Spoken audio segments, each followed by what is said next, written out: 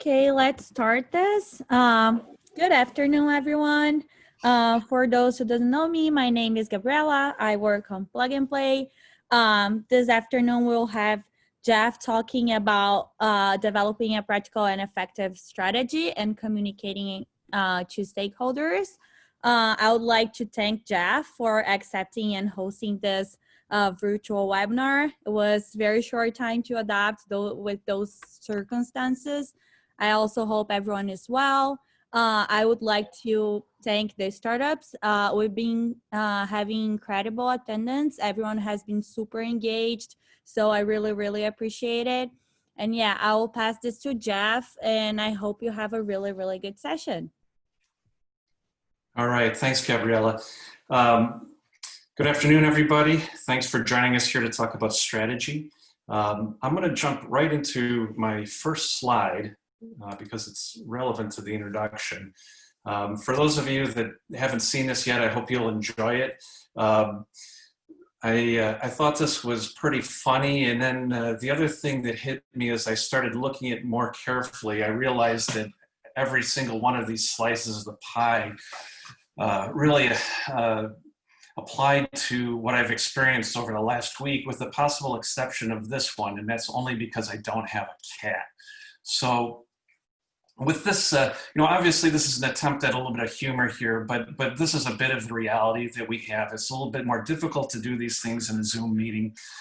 So what I'm going to try to do is to be really concise here in terms of what I'm going to present to you, but also really practical. And I think that's important because as entrepreneurs, you guys are being pulled in a million different directions. And I think the more concise and straightforward these kinds of things are, the better it is. I mean, the number of directions that you guys are being pulled in is almost unimaginable to folks who have not been in the situation of an early stage founder of a startup.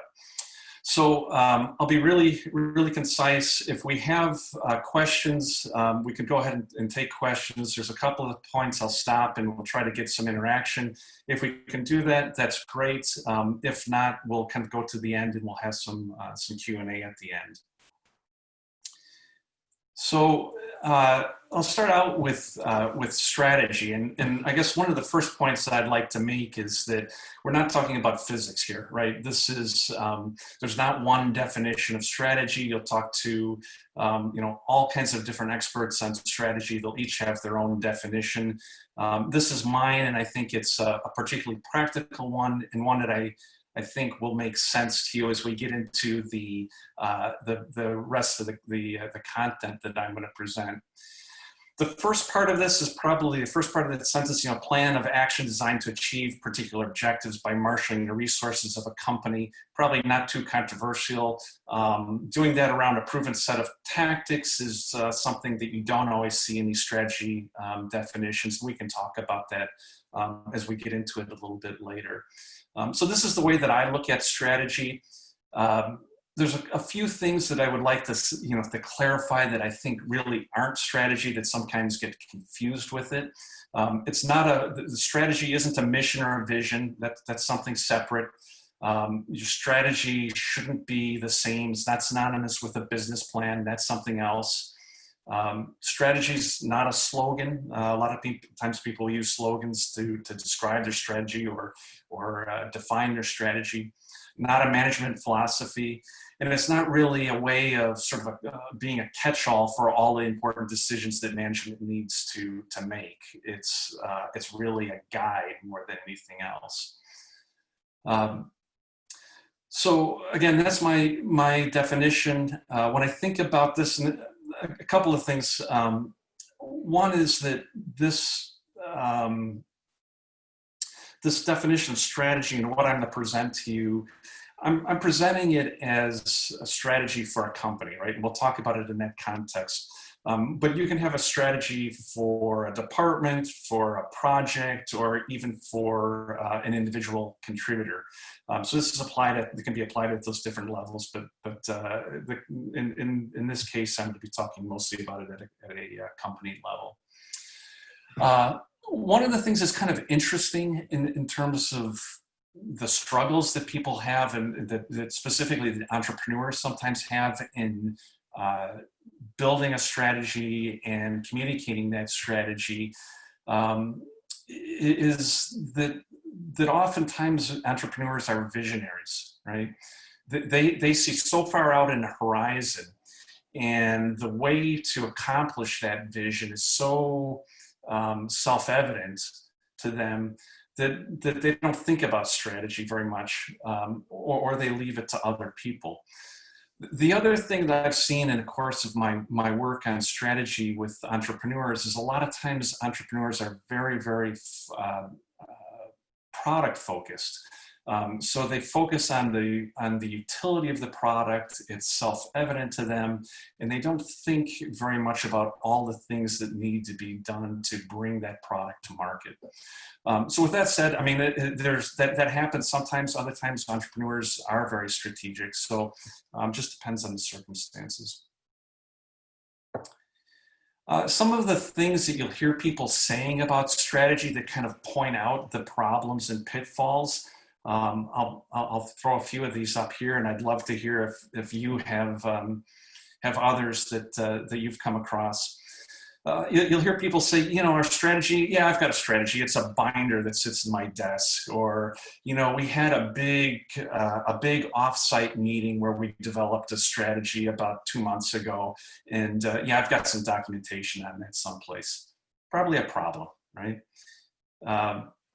I know what I need to do for my job, and I focus on getting that done. I don't worry about strategy. It's not important to me. Our strategy is to be a low-cost provider, or other slogans like that. Our strategy is in the head of the CEO, right? It's not really something I worry about. It's in his head or her head. I'm not sure what our strategy is. And then maybe the worst one of all that you hear probably more often than you'd expect is we don't have a strategy. Right? And the sort of problems and pitfalls, that those sorts of things that you hear when you're out talking to people in a company are really based in the following kinds of problems. One is that they don't have or that they're confusing a slogan for a strategy. So the one that I had in here where they said, you know, our strategy is to be the low-cost provider. That's a slogan, it's not a strategy. A lot of times the strategy is not understood by the employees or by the stakeholders. And the stakeholders in the startup world are typically the investors would be the ones you'd be particularly worried about understanding your strategy. And a lot of different reasons for that, right? And you know, commonly that it's too complicated, it's too simple. And I would say probably most commonly of all, it's just not communicated clearly, right? One that I ran into a lot before I began my consulting career that involved strategy as an employee of a company, we used to run into all the time having a strategy that was so open to interpretation, so vague, that people used it to justify what they wanted to do, right? Anything that they thought was the right thing to do or their perspective on the business, they would justify by manipulating a vague strategy to fit what they wanted to do. So it has to be very clear, and people need to understand the strategy, and it needs to drive their activities, not the other way around. Sometimes strategies aren't actionable, and I'll get into this in a little bit more detail. I would say the most common reason that strategies are not actionable is that they come down from on high, right? In other words, senior management gets together in a conference room someplace, maps out a strategy, and there's a disconnect between what's happening at the front, you know, on the manufacturing floor with customers, in an R&D department, whatever it might be, that's disconnected from that strategy. So as logical and as a strategy might sound, sometimes they just can't be implemented. And then what I mentioned before, simply not having a strategy. So I'd take a minute here. Does anybody have anything they want to share in terms of, you know, obviously there's people with a lot of experience have worked for companies besides the startups that you have now. High-level strategy problems or pitfalls that they want to throw out there?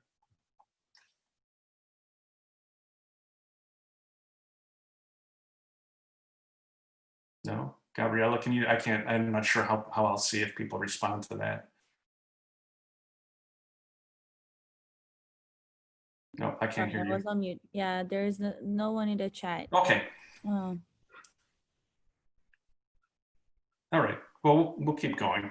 John, I won't put you in a spot. You started to talk about some difficulties with strategy, but we'll come back to you. So there's lots of approaches to strategy out there. Amazon, you do search on Amazon, you'll find over 10,000 books talking about strategy.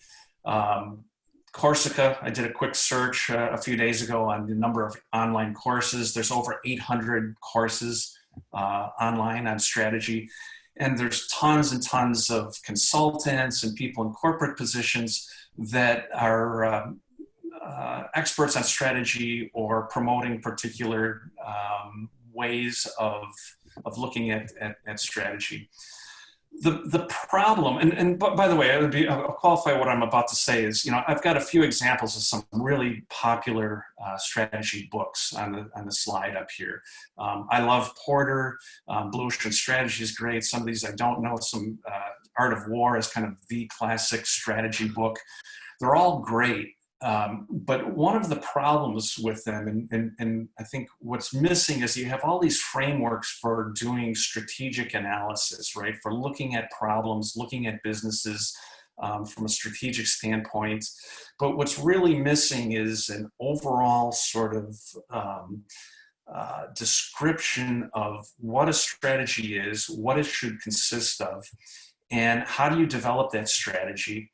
Once you've developed it, how do you communicate it out to all the different stakeholders, right? So if you think about something, just as an example, I would think that a lot of you are probably familiar with Porter and his 5 forces. Great way of looking at competitive issues and things like that. It doesn't really guide you in terms of how you go about building your own strategy. It's sort of an input to your strategy. So I'd like to share with you an approach that was first described in a paper in 2005 by Donald Hambrick and James Fredrickson. And what this is an extraordinary practical way of what I just described, of developing a strategy and communicating it to all the stakeholders.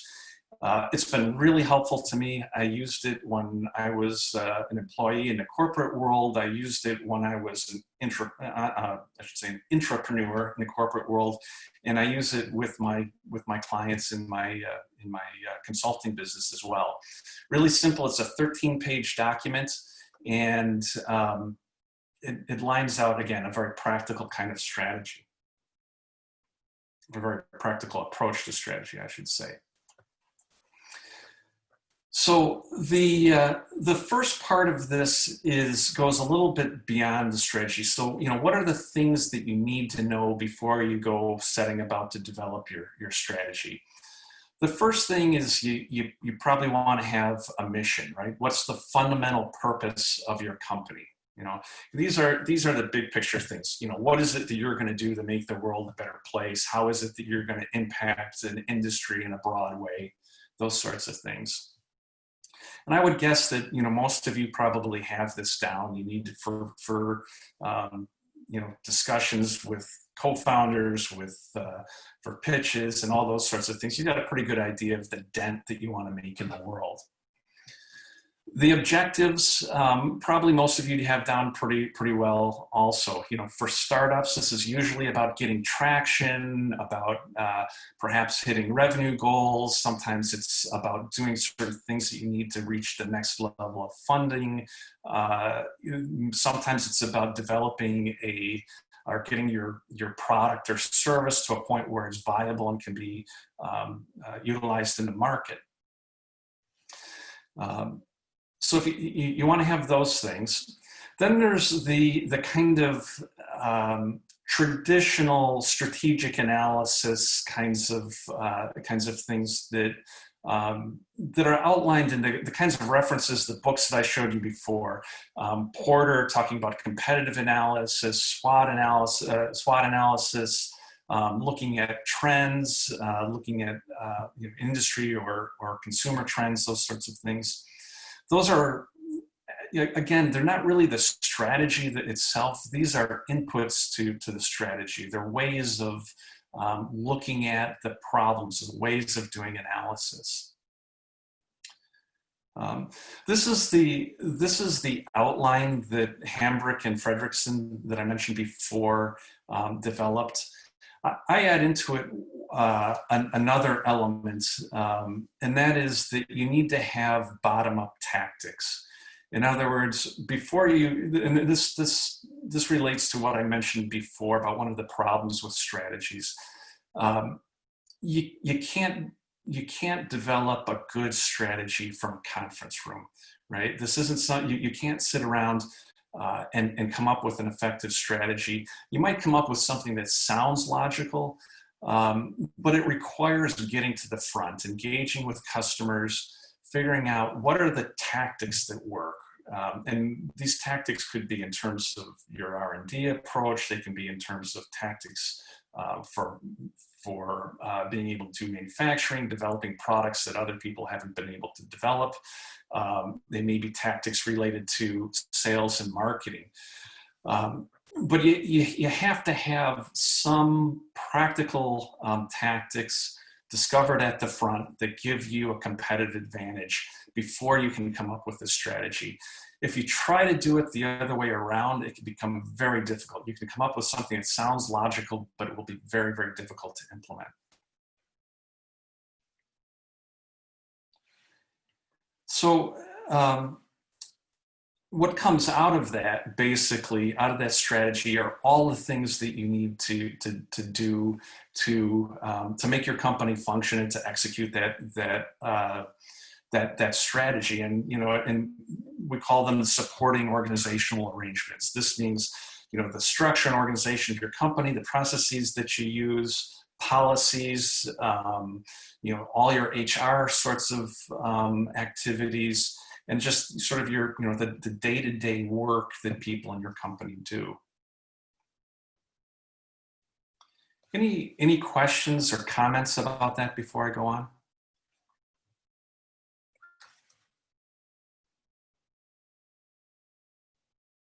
You're on mute, Gabriella.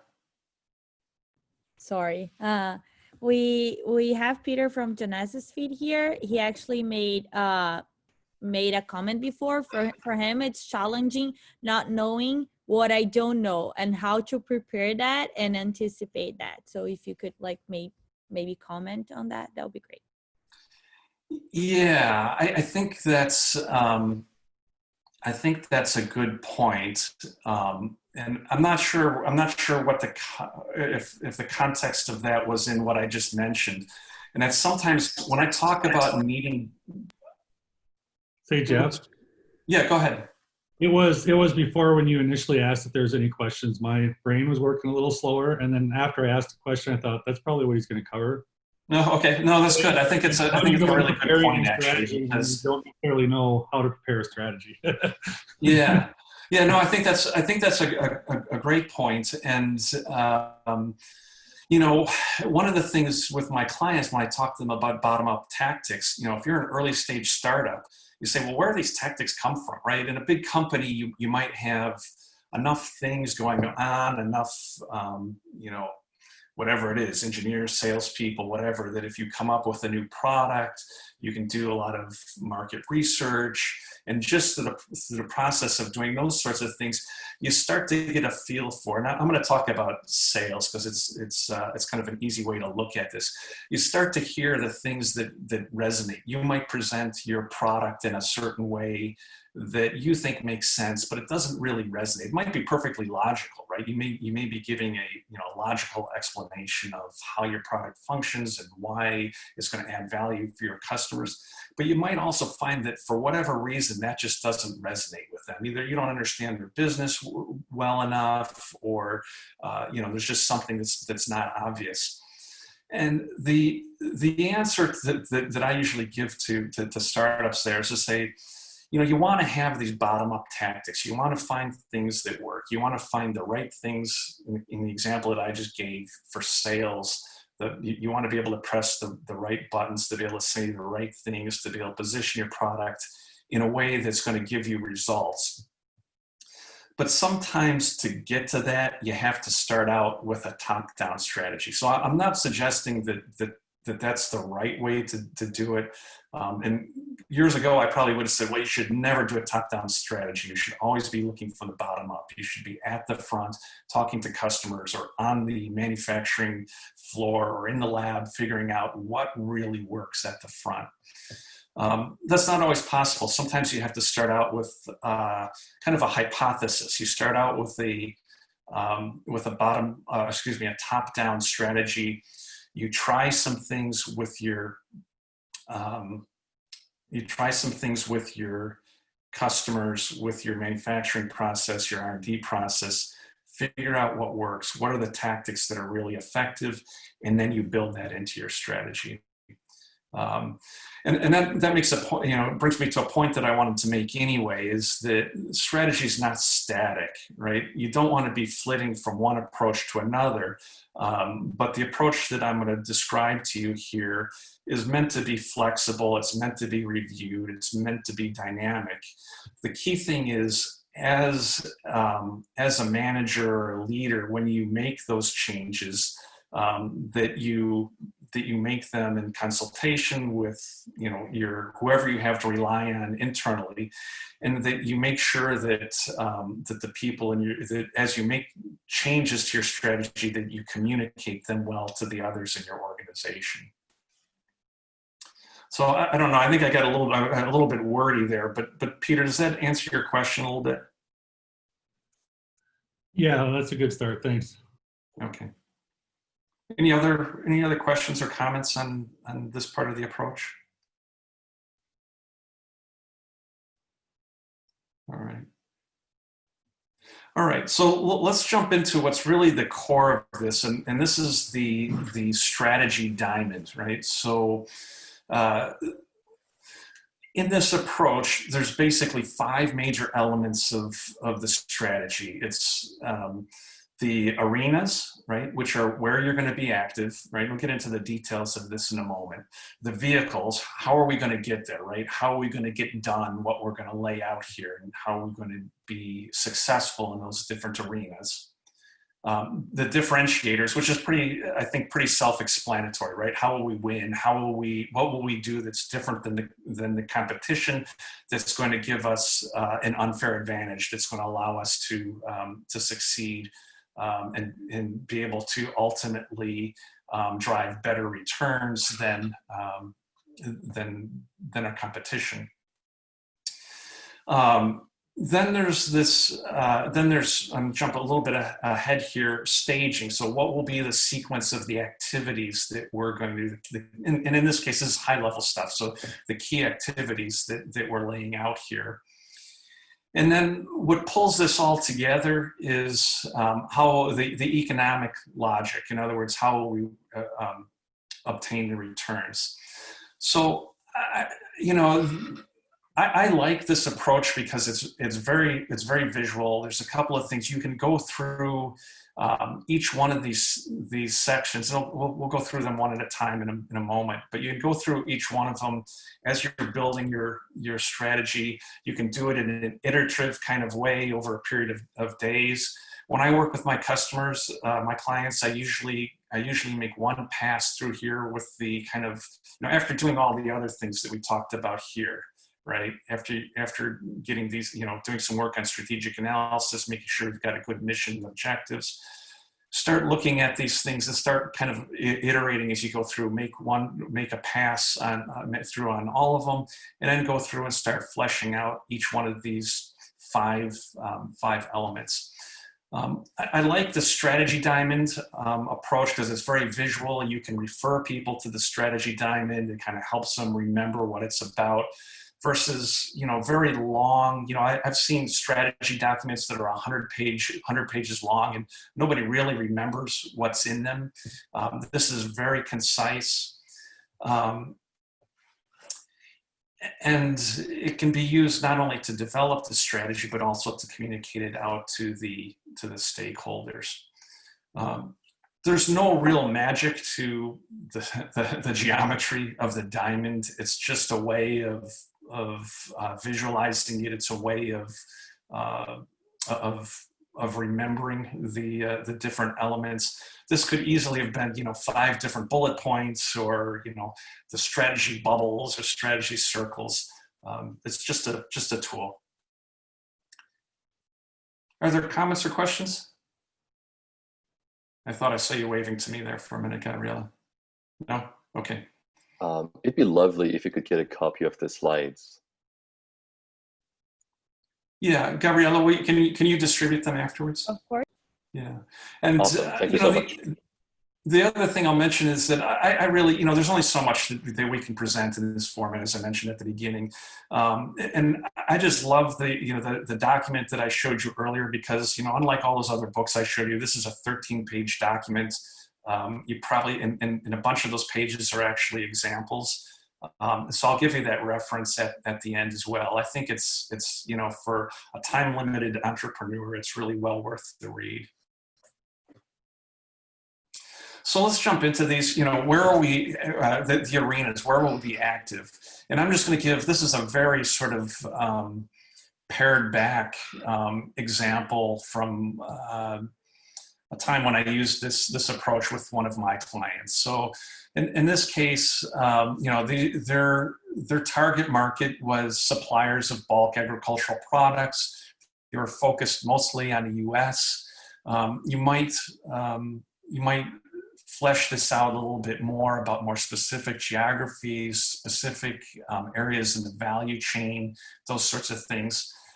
Again, once you start thinking about it, it's not terribly difficult to come up with a definition of where you'll be active that's summarized in 4 or 5 or less bullet points. If we go to vehicles, again, this is how we'll get there. This may be a little bit nebulous, but this usually, I would say, in my experience, the vehicles are around how a product will be developed, product or service, how it'll be developed.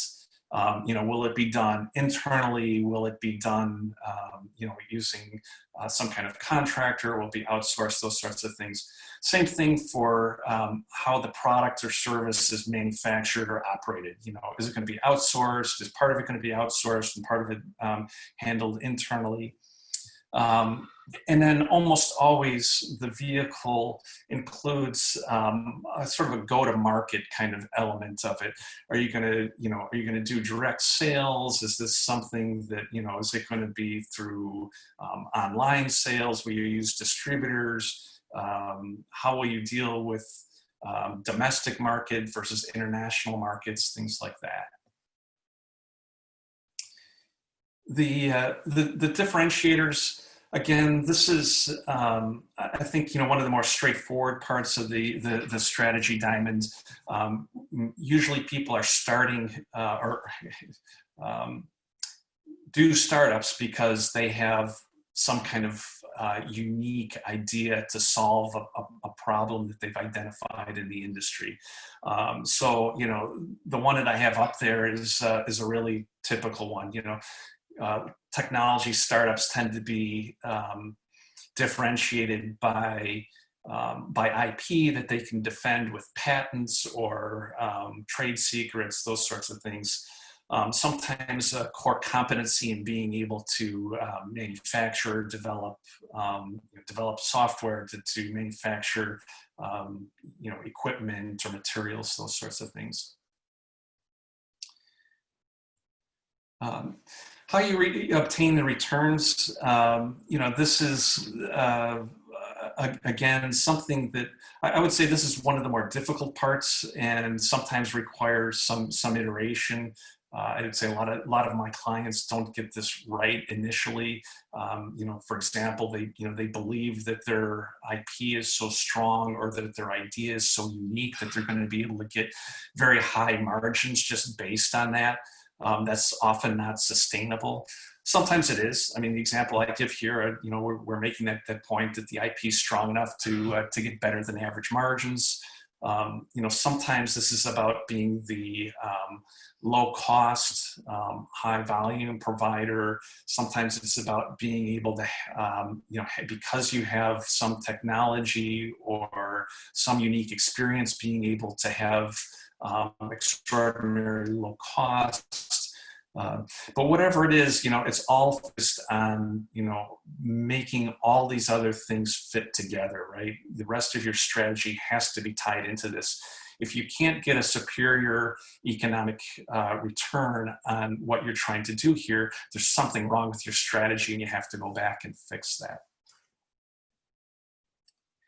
And then the sequence of activities, conceptually pretty easy. In reality, I would say that in the experiences that I have going through this process with my clients, this is the one it probably takes the most time to think through, right? And usually requires the most revisions over time. So that's the strategy diamond. It's a really, like I say, really straightforward way to go about building a strategy.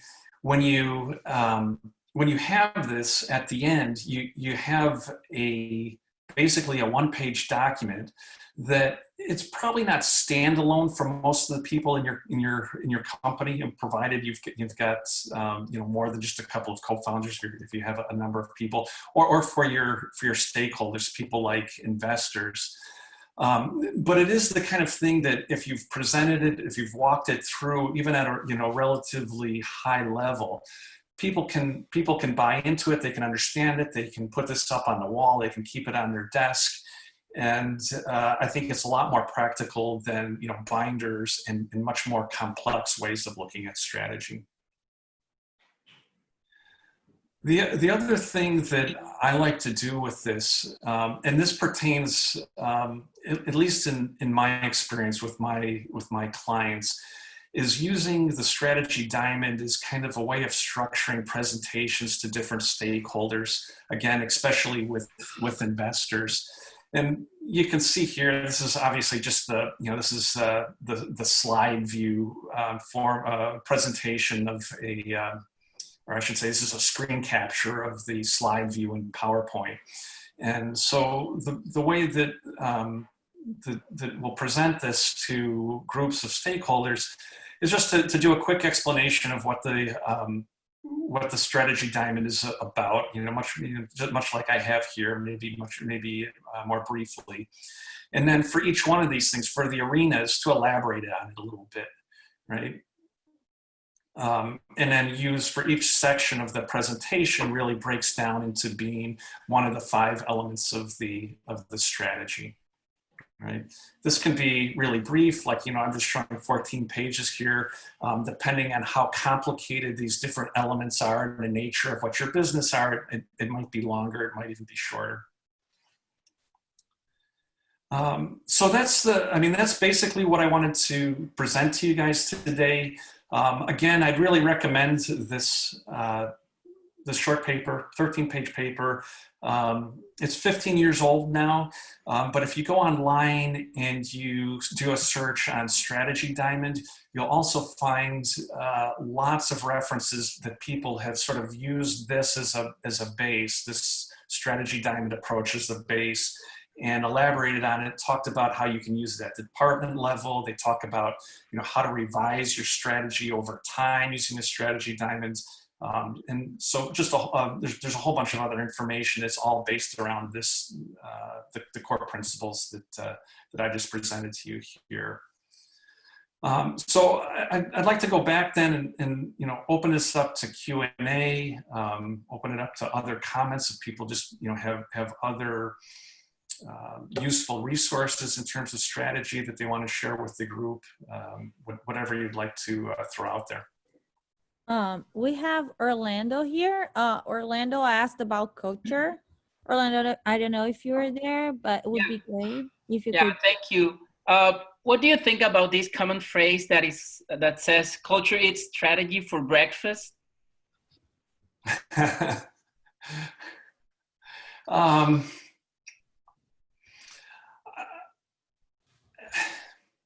I guess the way I would look at that, the way I think about it is culture will eat lots of things for breakfast, right? I think having I mean, all the things around a culture, and to be really honest, I spent a lot of years working with a company where I thought this strategy was more pliable, I guess is the way I can put it, less well-defined than what I would have liked. They had an extraordinary culture in terms of ethics. It was a very kind culture.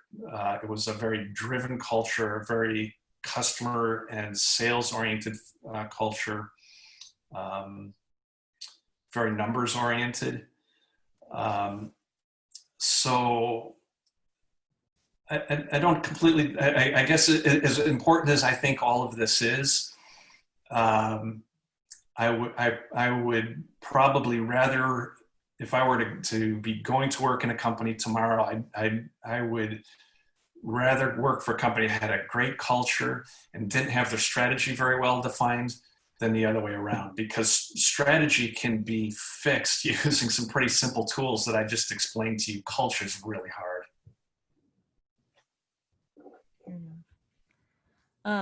Do we have any other questions or comments? Jeff. Feel free to unmute yourself.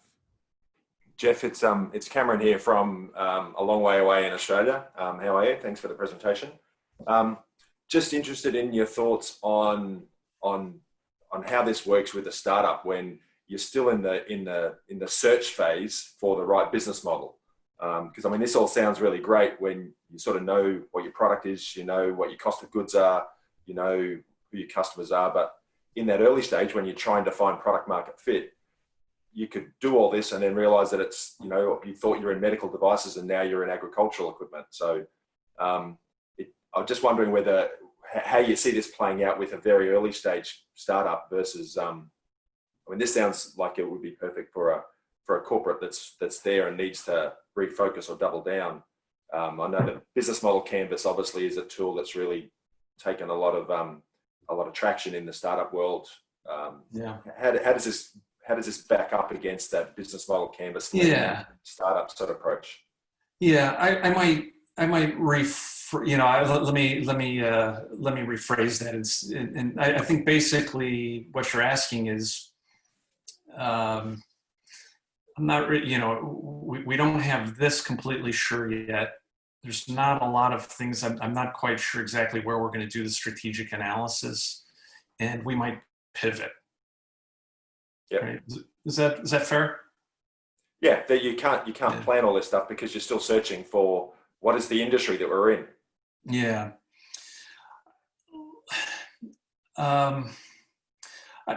So a couple of things. One, I would say that, a lot of the language, and you'll see this also if you do download that article and look at it, you'll see that it's very oriented towards the corporate world. Like a lot of things, so, a lot of these methodologies are.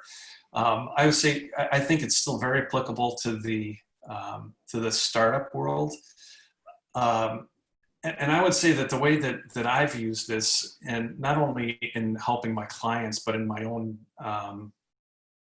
experiences in the corporate world, and I'm also a startup entrepreneur. I haven't discussed that here, but the way I use it is more in. Sorry, I'm trying to get to the slide that is more in a. Let me get back to the original one here. Is more in a sort of an iterative sort of way, right? So you may not have all those inputs that I discussed before, but you might be able to start defining some of these things, right? Where you're going to be active. There's certain practical constraints that might help you to define that. So what I would say is start using this early on. You may not be able to flesh it out, but at least it gets you thinking about it, and it might actually help you with making some of those decisions or understanding exactly where you're going. It won't be a guide, but I think I think you can do that.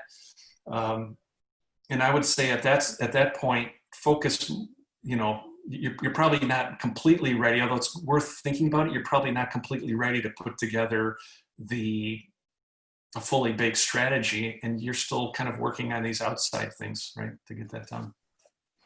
Yeah. And the other, I guess, again, I think I might have mentioned this earlier, is, especially in relation to these bottom-up tactics, sometimes you have to sort of bite off little pieces of what you're doing, right? It might be, again, related to manufacturing, might be related to marketing or to sales, and try certain things out in the real world to start coming up with these tactics, and that will eventually inform your strategy. Thanks. Hey, Sorry. go Go for sorry, it. Gabrielle. And go, Alex. Yeah, Alex Boches from Bays Labs jumping in. And just to go off of, I think it's good to acknowledge essentially the cyclical iteration that happens with strategy development. What we see ultimately as once you get past that initial strategy, it really also becomes kind of a personal kind of management of people as well, and kind of driving and iterating on the strategy. And what we see obviously as you get into the weeds, people get emotionally attached to their work streams, and as things get taken away or move or shift on them, from our management team's perspective, a lot of these conversations become probably more subjective, more emotional. So I guess my question is like two-part, like who do you typically have in the room in these meetings? How do you make decisions? And then what do you bring to the room to kind of drive more of an objective conversation when going through that iteration process? Yeah, that's a great question. And that, I think I'm going to go to some slides that I have sort of as backup. I wasn't going to present it today, but let me pull one up here just to see if I can use that to answer your question.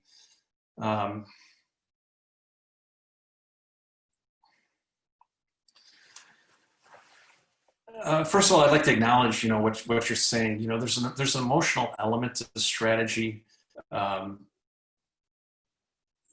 There's resistance to change quite often. You put a strategy out there. Some people are very happy to change on a day-to-day basis.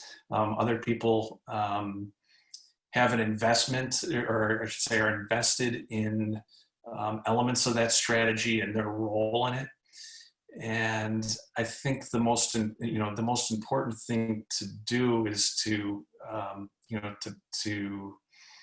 really look at the facts and what works, what doesn't work, and to communicate it really clearly. I think to acknowledge when you first start laying out the strategy that it's not set in stone, that there's going to be updates, and that it's going to change over time is really important. And that's, it's important also to do that in a way that doesn't mean that you're just going to flip from one thing to the next, depending on, what you heard from the last customer, or, what's working in the lab or the shop or what's not. I think this bottom up versus top down strategy that I mentioned before is really important, because it talks about identifying tactics that work, right? And a lot of times the reason that your strategy changes is because you discover tactics or something's changed in the marketplace. These are really fundamental. People can give, maybe it's somebody who's working in sales, maybe somebody who's working in the lab or a shop floor, can give very concrete examples usually, or demonstrate why you need to do things a certain way, and why you need to implement those tactics into your business, and why everybody needs to get behind it, right? It's hard to argue with successful tactics, right? Because they're usually simple ideas that work or don't work. So I think that's one way when you to help people understand why you're sort of utilizing the resources in your company in a different way, which quite often means getting certain people to behave in different ways. In terms of who's in the room, I think it's gonna really depend, company to company. I would guess that, obviously, most early stage startups are fairly small, and I think it's worth engaging, if you've got, less than 10 people, it's worth engaging your entire team. After that, it becomes, there's some practical questions that you have to answer. But I think the worst thing that you want to do, or the worst thing that can happen in terms of developing strategy, is just having senior management, right, in the room. And that might be, again, senior management in the company of 5 people might mean one or two people, and having them decide on the strategy for the company, especially if there's others that are more in contact on a day-to-day basis with what's going on, either with customers or in, whatever kind of operations you have. So, I mean, again, that's kind of a wordy answer to your question, but I think the short answer is you need to have the people that are on your front line in the room with management. Thank you. You're welcome. We have Cynthia here. She asked you to go back to the sequence of activity. And investors ask for the clear pathway to the market. Is this what they are looking for? Is Cynthia, is she on the line? Can she elaborate on that question a little bit? I'm not sure exactly what she's asking. It's Marilyn.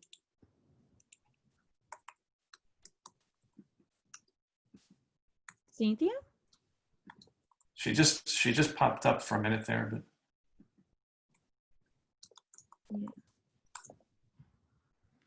Yeah, well, let me look. One question, and maybe. Hello, can you hear me? It's Marilyn. I'm just listed as Cynthia. Oh, okay. Go ahead. Oh, yeah. So I was looking at this sequence of activity, Jeff, and it looks interesting. Often we're asked, what is your clear pathway to market? And so from what the looks of this is that you've broken it out by quarter and in a sequence. Is this a good way to develop the strategy? Is this what investors are looking for when they say, what is your clear pathway to market? That's not how I interpret that question. I mean, this sequence of activities is how you execute the strategy. In this example that I'm giving you here, it's an overall strategy. It's, how you accomplish those objectives, and it's just sort of the order of all the things that you're going to do. I should say all the things, the key steps. So I think investors are interested in seeing this. When I hear clear path to market, to me that's a little bit more about what's your go-to-market strategy. How do you, how are you going to introduce that product to customers? How are you going to, what's your business model? How are you going to, how are you going to, in simplest words, get people to buy your product or service? This is more about sort of your overall execution. Thanks.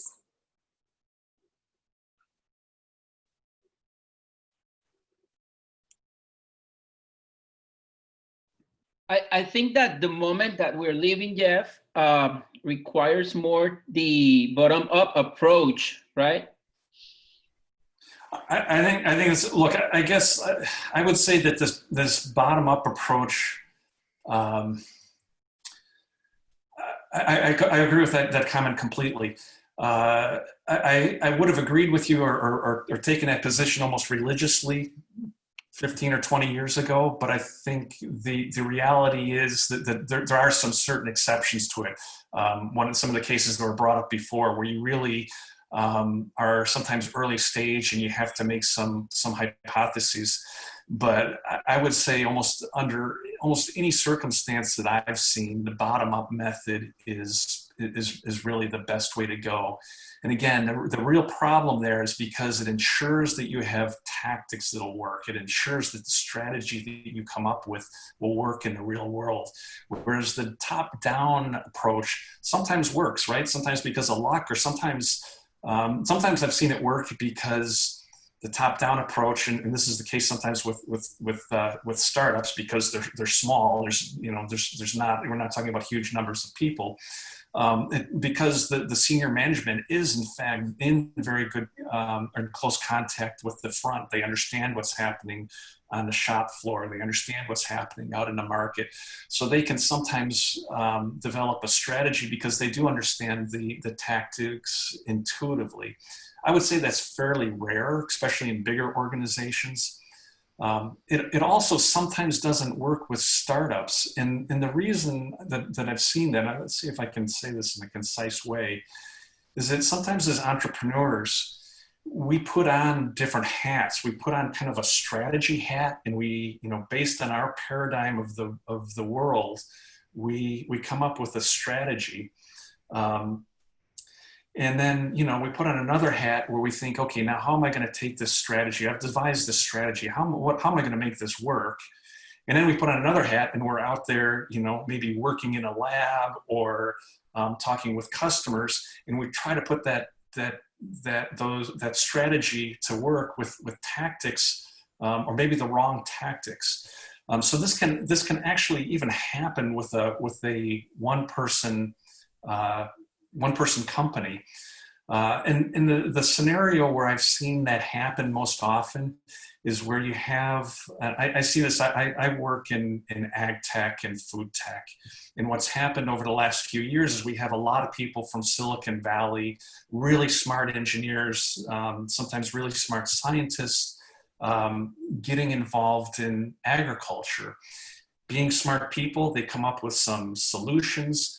They have a paradigm of how the food and agriculture business works, and so they devise a strategy to take whatever their invention or product or services to market. But because they don't have a good knowledge of what's happening at the front, what's happening on the farm, whatever it might be, they really don't have, their strategy, as logical as it might sound, really can't be implemented because the tactics to implement it don't exist. So I agree wholeheartedly with what you're saying. I think we have time for one more last question. If anyone wants to talk. Yeah, this is Mike Wagner. How are you doing? So one of the things I find, so I do packaging made from agricultural waste, and I find that quite often the uneducated tech people are willing to believe you can change the world, but people actually in the industry are like highly skeptical of it. And so from a fundraising strategy, it seems like getting money from the ocean boiling tech people and then partnering with the ag people is viable. Have you seen people actually pull that off? Or do you have, comments and tweaks I could make to that sort of strategy? Yeah, if I understand what you're saying is, can you have somebody who's really smart, thinks strategically, come up with a good strategy by teaming up with somebody who understands the front, somebody who understands the practical issues and can test tactics or identify tactics? Yeah, I mean, it's just kind of, so in food packaging, there may have been like 5 or 10 innovations in the last 50 years that really moved the market. Mm-hmm. And so people just almost don't believe that innovation is possible. Yeah. That are in the industry. And so, basically what I'm hoping is that I can find tech money and then get those people to believe in change to change the industry. And that, that's what we're trying to do. There have been a lot of failures with a lot of money trying to do those sorts of things, but, are there successes I can point to with people who've really been able to pull it off? Yeah, I mean, again, we're running out of time. I had an example of something that I did early in my career. I think there's a lot of cases where it's funny because I started my career actually working with food packaging.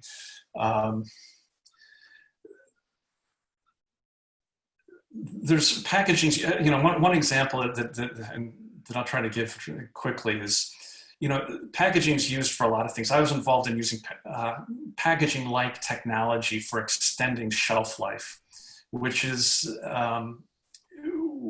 really logical, but it's hard. Like you said, a lot of people don't want to change. It's you know, there's a lot of technology out there. There's systems, equipment in place, and all those sorts of things.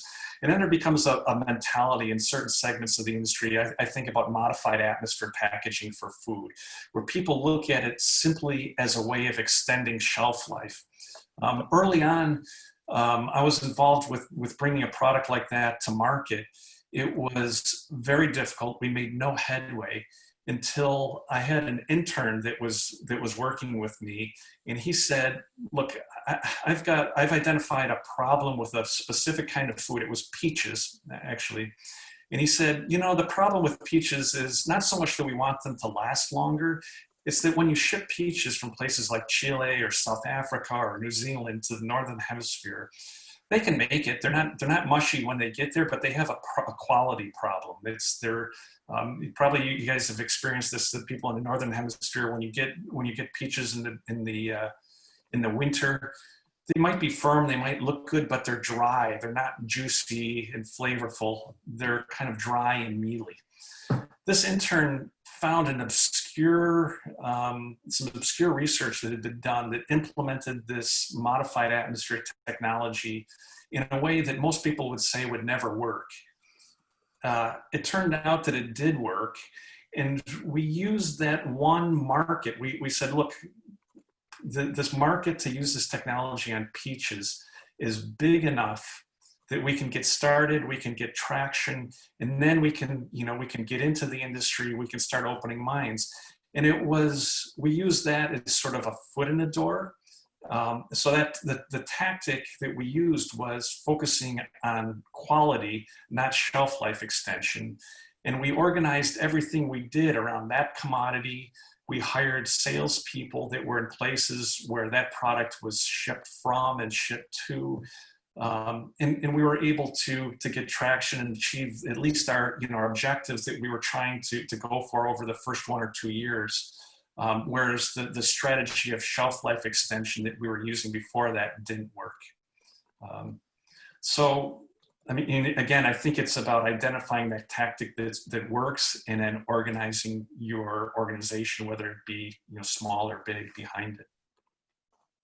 Okay. Yeah, I mean, that's actually really helpful to speak about that. Like, I mean, it sounds like really finding like the right niche that was really ready for your tech, or like you found a solution for the right niche and then approached it. And it's, yeah, I would say it's an idea, a tactic, an action, focusing on finding those and figuring out what works first, rather than trying to define an overall strategy and then figure out how you implement it it's a more chaotic way to do it. And, a lot of people are uncomfortable with it, but I think it's ultimately more successful, more practical.